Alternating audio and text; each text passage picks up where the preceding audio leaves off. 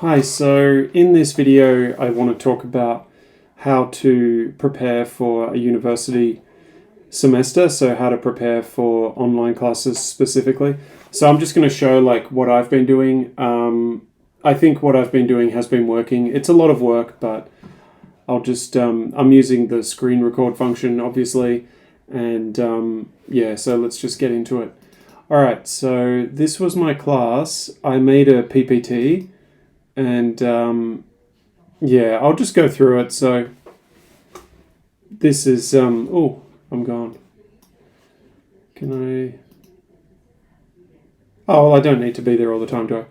So yeah, this is basically a PPT where it's about hotels, so that's the theme, and then I've connected the movie Grand Budapest Hotel to it. So in this slide, I just use it as an introduction, like where is it? Try to elicit like where it is, and then this is a very famous hotel in Tianjin. So I usually ask a student from Tianjin like, have you been here, and ask them about the hotel. It's the hotel. It's the Astor Hotel where oh, I don't want to make a mistake. One of the United States presidents, stayed there. Yeah, I'm not I'm not an American, so I'm not like obligated to know, but one of the American presidents stayed there. It might have been Roosevelt or Hoover or someone. I don't know. Anyway, yeah. So there's a museum there, and yeah, and that's Liberation Road, actually, the one in front of the hotel, and then you have Taiyar Zhuang Road by the river, which is a famous battle in the war with Japan, if anybody knows about that. It's a famous Chinese victory. And yeah, then I talk about the Golden Keys Society. I ask a student to read this, and yeah, I ask any of them if they know about the Golden Keys Society. So yeah, I mean, this is just copy paste stuff, but that's what I did. Now these graphs, I find these interesting, but the students seem to find them interesting as well. So normally I just talk about these graphs briefly, and it gives them some idea about what's happening. So with that graph, I just said that obviously a lot of these big hotels do most of their business in America, North and South America.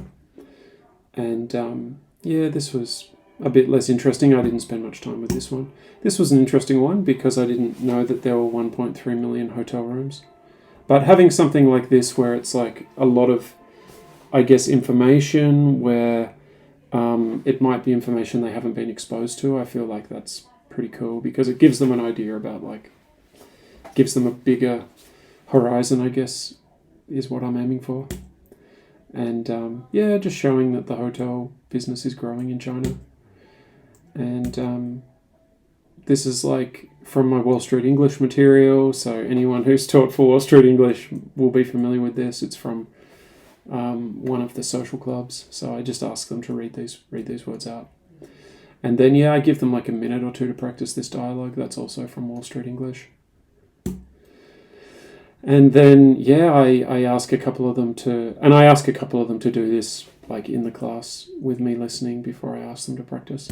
And then the same with this one. So a couple of dialogues.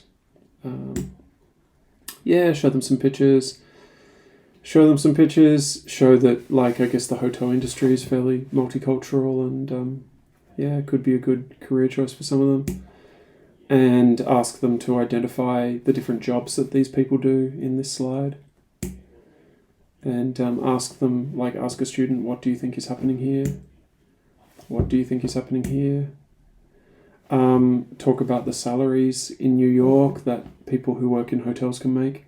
So yeah, just keeping it real, I guess. And then having a look at some big properties, how big the hotels are in Las Vegas. Yeah, the revenue, so showing, I guess, the biggest hotel companies. The hotel ecosystem, the universe of these hotels. So yeah, and asking them if they've seen any of these hotels in China. So some of these hotels you will see in China, like the Mercure The Novotel. I've seen them all. Anyway, I'm not teaching you guys, but I'm just showing you like. And then this is like wiki how to get a job at a hotel. So I ask a student to read this one, a different student to read this one, a different student to read this one, a different student to read this one, a different student to read this one, a different student to read this one, a different student to read this one, a different student to read this one, a different student to read this one, a different student to read this one. And yeah, and then this one is kind of like a warning where I sort of say like, just be careful of these scams. Like don't ever pay for a job. And then yeah, I skip through these questions. So I introduce the Grand Budapest Hotel. I go back to the questions after the hotel part. So yeah, so I just introduce these two characters, and then I've got the dialogue there between them in one of the scenes, which is, yeah, I think it's cool. But it takes a long time to do this, actually. It's a bit tedious because you have to listen to it again and again and again. But yeah, just do the dialogue, and yeah, getting different students each time. And yeah, and then going back to the questions. Yeah, I give them a few minutes to talk about the questions. So yeah, I have the break. Yeah, at this stage. Yeah, after this, how to get a job, I usually have the break with this class, and yeah, so that's kind of what I've been doing, and like if you have a better approach, or you've got a better technique or whatever, like let me know in the comments. But yeah, that's kind of what I've been doing. It's been taking a couple of hours to create these lessons, but yeah, as I said, the students seem to be enjoying it. I've done a few of these now. Yeah, I've done 3 of these like movie-based ones. I did another Wes Anderson film, The Royal Tenenbaums, and I also did Mississippi Burning.